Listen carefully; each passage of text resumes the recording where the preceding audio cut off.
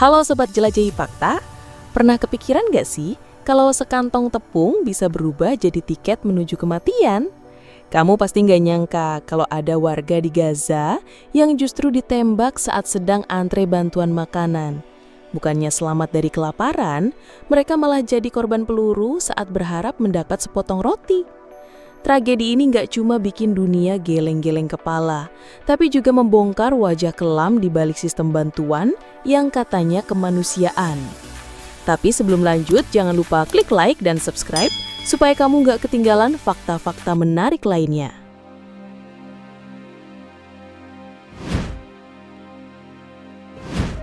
Pagi itu langit Rafah tampak cerah, tapi tensi sudah mulai terasa sejak fajar menyingsing. Ribuan warga Gaza sejak dini hari sudah berkumpul mendekati garis distribusi makanan yang dijaga ketat. Mereka datang bukan karena pilihan, mereka datang karena perut anak-anak mereka sudah tak sudi berdebar. Sistem bantuan baru yang mulai beroperasi ditopang oleh Yayasan Gaza Humanitarian Foundation telah menjadi satu titik mati bagi warga yang sepenuhnya bergantung pada sekantong tepung atau sepotong roti. Situasi berubah jadi ujian hidup mati saat pejuang kelaparan disiapkan sebagai target. Itulah realitas yang tercipta setelah bulan Maret 2025 Israel menerapkan blokade total terhadap jalur masuk ke Gaza. Semua pintu bantuan ditutup rapat. Bahan makanan, obat-obatan, bahan bakar tidak lagi diizinkan masuk. Warga menghadapi krisis gizi akut. Anak di bawah 5 tahun mencapai tingkat malnutrisi parah, yang menurut Badan Kesehatan Dunia mencapai 50.000 kasus dalam 3 bulan terakhir. PBB menyebut kelaparan itu sebagai mass starvation. Sejak blokade dicabut sebagian pada akhir Mei, dengan sistem distribusi yang baru, warga bukan hanya kehilangan harapan, mereka juga mencari pertolongan yang membawa maut.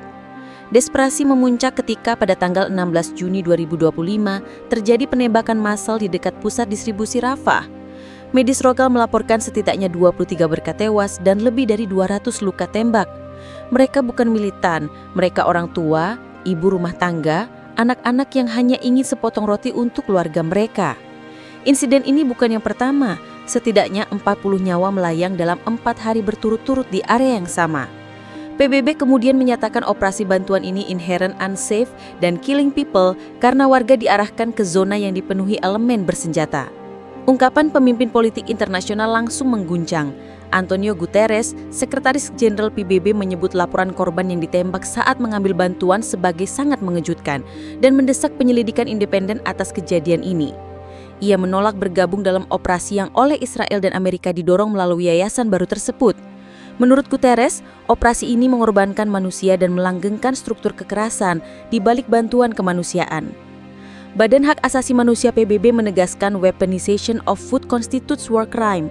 Mereka menyebut sistem distribusi bantuan yang dikelola Gaza Humanitarian Foundation sebagai distribusi militer yang menghancurkan prinsip dasar kemanusiaan. Satu persatu lembaga global turun suara. Lebih dari 100 organisasi dunia menyerukan jeda operasi yayasan tersebut. Mereka menyerukan penghentian total sistem yang menyandra tubuh warga kelaparan di depan senapan. Fakta tak terduga muncul. Operasi bantuan yang seharusnya menyelamatkan justru menjadi zona eksekusi bagi mereka yang tak tahu kapan darah akan mengalir. Di antara petaka dan harapan, ada satu paradoks. Dalam waktu yang sama, Amerika memberikan dana puluhan juta dolar kepada yayasan yang sama. Pejabat berwenang mengesampingkan sejumlah protokol anti korupsi demi mempercepat bantuan.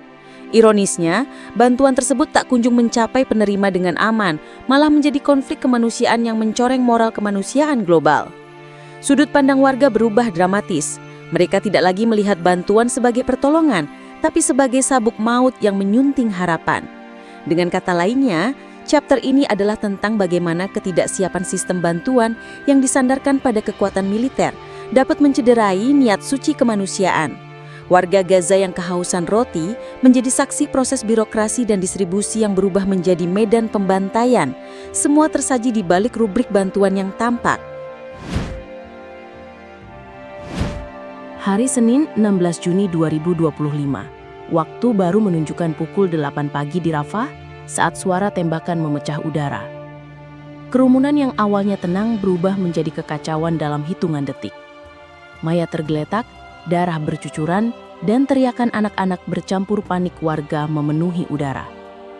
23 orang tewas. Lebih dari 200 lainnya mengalami luka serius. Mereka datang bukan membawa batu, bukan pula senjata. Hanya kantong kosong dan harapan mendapatkan sekantong tepung. Kesaksian muncul dari seorang ayah bernama Salim yang menceritakan bagaimana anaknya, Malik, terkena peluru saat berusaha mengambil roti untuk keluarganya. Dia baru 10 tahun. Dia cuman ingin makan, ucap Salim dengan suara parau. Tubuh kecil Malik terbujur kaku dengan lubang luka di dadanya. Warga lain menyebut tembakan datang dari arah pos penjaga bantuan yang dikelola kontraktor keamanan asing. Mereka tidak memberi peringatan, hanya peluru yang bicara. Pada hari yang sama, laporan mengejutkan datang dari Pusat Medis Al-Najjar. Beberapa warga yang berhasil menerima bantuan mengeluh pusing hebat, mual, dan halusinasi. Setelah diselidiki, ditemukan tablet berwarna putih yang mencurigakan dalam kantong tepung bantuan. Hasil laboratorium lokal menyatakan tablet tersebut mengandung oksikodon, obat penghilang nyeri kuat yang termasuk dalam kategori narkotika di banyak negara. Yayasan Gaza Humanitarian Foundation segera membantah keterlibatan. Mereka menyebut temuan tersebut adalah upaya propaganda oleh kelompok ekstremis lokal.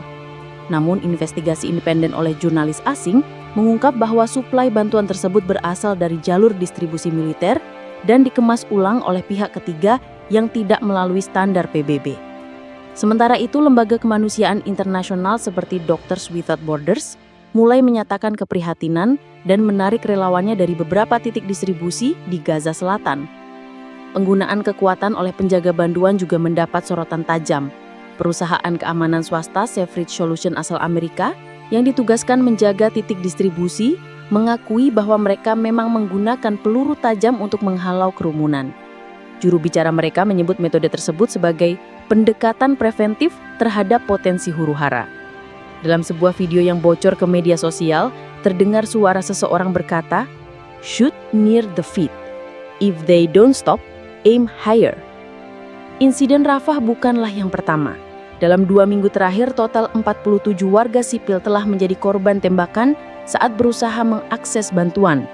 Mereka tertembak karena datang terlalu awal, berdiri di garis yang salah, atau menyeberangi batas yang tidak ditandai. Wilayah distribusi tidak dipasangi papan petunjuk atau tanda bahaya. Warga belajar melalui pengalaman dan terkadang melalui kematian sesama. Yang mengejutkan, dalam beberapa insiden warga melihat drone kecil berputar di atas kepala mereka sesaat sebelum tembakan dimulai.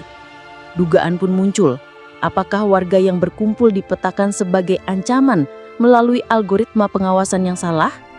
Investigasi oleh tim teknologi sipil di Turki menunjukkan bahwa drone militer yang digunakan memiliki sistem pengenalan wajah dan bisa salah mendeteksi kerumunan sebagai massa penyerang hanya karena pergerakan cepat.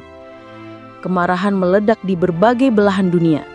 Di Istanbul, lebih dari 5.000 orang melakukan long march dari kedutaan Israel menuju kantor PBB setempat. Mereka membawa foto-foto korban penembakan dan berteriak, "Roti bukan peluru." Di Dublin dan Kuala Lumpur, protes serupa berlangsung selama berhari-hari. Warga menuntut penyelidikan internasional dan pemutusan kerjasama dengan kontraktor militer yang terlibat. Di balik segala penderitaan itu, tetap ada satu fakta paling ironis. Di hari yang sama, 23 warga tewas. Akun resmi Yayasan Bantuan Gaza Humanitarian Foundation memposting foto-foto indah distribusi makanan dengan caption, "Berbagi adalah kasih sayang." Foto-foto itu menampilkan senyum anak-anak dan barisan makanan rapi. Namun tidak ada satupun menyebutkan korban jiwa. Seolah tragedi di Rafah hanya fragmen kecil yang bisa dihapus dengan filter Instagram. Bab ini menyedak wajah gelap dari bantuan kemanusiaan yang tak lagi netral. Di tanah yang kelaparan, setiap roti bisa menjadi jebakan. Setiap antrean menjadi adu nasib antara hidup dan mati. Dan setiap tembakan menyisakan pertanyaan tak terucap tentang siapa sebenarnya yang berhak menentukan siapa yang bisa makan dan siapa yang harus rebah. 2 hari setelah tragedi Rafah, markas besar Perserikatan Bangsa-Bangsa di New York dikepung suara kecaman. Sekretaris Jenderal Antonio Guterres tampil di hadapan media dengan wajah muram. Ini bukan lagi insiden, ini pola. Ini operasi bantuan yang berubah menjadi alat penghancur. Kata-katanya menjadi pembuka dari rentetan kritik tajam terhadap sistem distribusi makanan yang dikawal senjata. Dari Jenewa, Kantor Komisaris Tinggi Hak Asasi Manusia PBB menyatakan secara terang bahwa weaponisasi bantuan pangan adalah bentuk kejahatan perang. Jika makanan digunakan untuk menundukkan penduduk sipil, maka setiap tembakan ke arah mereka saat mereka mencari makan adalah pelanggaran berat hukum internasional. Pernyataan ini didasarkan pada Konvensi Jenewa dan Pasal 12 Protokol Tambahan yang menegaskan bahwa warga sipil dalam konflik harus dilindungi saat mengakses bantuan kemanusiaan. Badan-badan internasional tak tinggal diam. Lebih dari 100 organisasi bantuan dan hak asasi manusia, termasuk Save the Children, Oxfam, dan Médecins Sans Frontières, mengirimkan surat terbuka kepada Dewan Keamanan PBB. Mereka menuntut penghentian operasional Gaza Humanitarian Foundation dan pengalihan distribusi bantuan kembali ke tangan lembaga netral. Dalam surat itu, mereka menyebut insiden 16 Juni sebagai salah satu momen paling kelam dalam sejarah kemanusiaan abad 21. Dari Paris, Menteri Luar Negeri Prancis menggunakan kata-kata yang lebih tajam. Ini skandal, ini memalukan. Sistem bantuan ini tidak dirancang untuk menyelamatkan, tapi untuk mengintimidasi dan menyaring hidup mati seseorang berdasarkan jam kehadiran. Sementara itu, Duta Besar Jerman untuk PBB menyebutkan bahwa negaranya akan menangguhkan bantuan teknis kepada perusahaan keamanan yang terlibat dalam distribusi tersebut. Respon publik global pun menggema di berbagai sudut dunia. Di London, mahasiswa Universitas Oxford menduduki halaman depan gedung rektorat sebagai bentuk solidaritas. Mereka membuat instalasi 30 kursi kosong, masing-masing mewakili korban yang terbunuh selama antrian bantuan sejak awal Juni.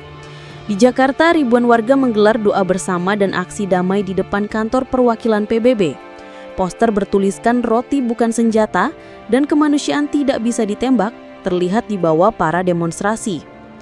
Namun dari pihak Israel, pembelaan tetap digaungkan. Juru bicara militer menyatakan bahwa sistem keamanan dalam distribusi sangat penting karena wilayah itu rawan disusupi kelompok bersenjata. Mereka menyebut bahwa kerumunan sering dimanfaatkan oleh elemen ekstremis untuk menyusup dan melakukan sabotase. Alasan ini juga digunakan untuk membenarkan penempatan sniper dan drone pengawas di area distribusi makanan. Amerika Serikat sebagai negara pendonor terbesar untuk Yayasan Gaza Humanitarian Foundation berada dalam tekanan diplomatik. Meski sempat bungkam, pada 22 Juni, Kementerian Luar Negeri Amerika mengumumkan akan melakukan evaluasi menyeluruh terhadap mitra distribusi di lapangan. Tetapi hingga bab ini ditulis, tak ada sanksi resmi dijatuhkan dan sistem bantuan dengan penjagaan militer masih tetap berlangsung. Yang menjadi sorotan banyak pihak adalah bagaimana teknologi juga turut memperburuk keadaan. Menurut laporan investigasi jurnalistik dari Norwegia, sistem kecerdasan buatan yang dipakai untuk mengidentifikasi potensi kerusuhan ternyata bekerja berdasarkan pola gerak tubuh dan suara, bukan konfirmasi identitas. Hal ini menyebabkan drone dapat menandai seorang ibu yang lari mengejar anaknya sebagai potensi ancaman, hanya karena kecepatan larinya melewati ambang batas yang diprogram. Di tengah kerumitan itu semua, suara-suara dari tanah Gaza tetap menggema meski sayup.